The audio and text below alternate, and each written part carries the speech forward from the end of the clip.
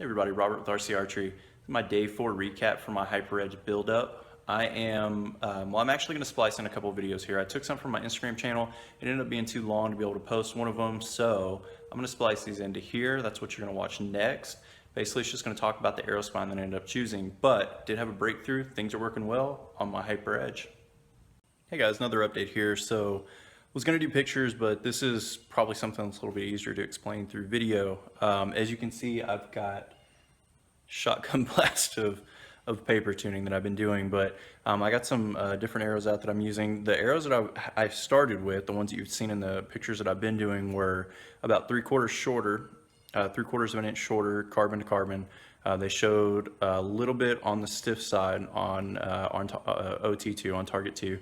The ones that I'm using today are 28 inches carbon to carbon, and they're showing pretty much right in the middle.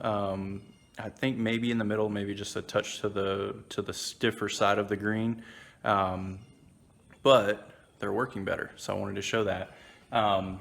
See how well I can get this to pick up here. These are shots with the 28 inch. This is bare shaft on a fletch, and both of them are basically bullet holes. Slight high left tear, so that's how I actually start out with them all in my paper tuning. These are the 8s. Down here, that's a 7.5. Well, that's basically what I'm saying is the 3/4 of an inch shorter one. So it's 27.25 basically, but this is just how I was marking them out. So this is the other one that I was talking about. It is a little bit high left as well, but when you go to the bare shaft on them, bare shaft is a very high left, so it's very high compared to these. These are both with the same rest height.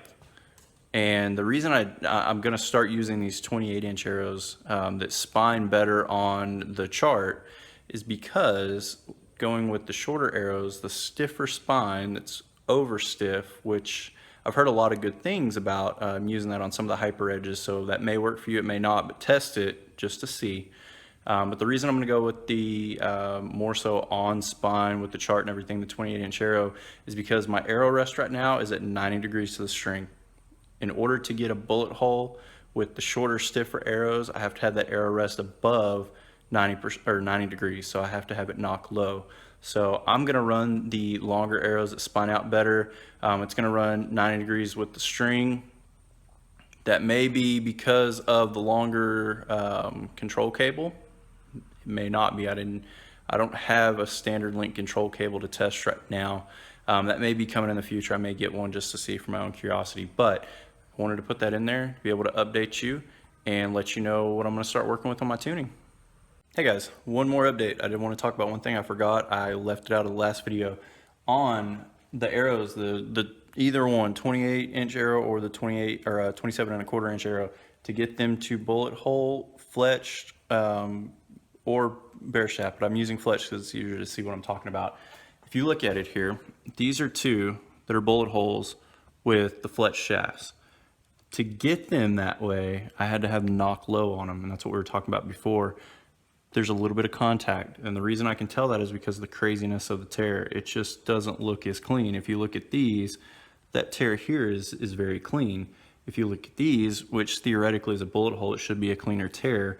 It's not. So what I'm looking at is because of the nock travel on the bow, that arrow rest is coming into play. There's a little bit of fletching contact, there's a little contact on the rest, and it's skewing that arrow coming out of there, and it's causing it to tear kind of funky on the paper. And these are all at 6 feet, so this is exactly what you're seeing coming straight out of the bow.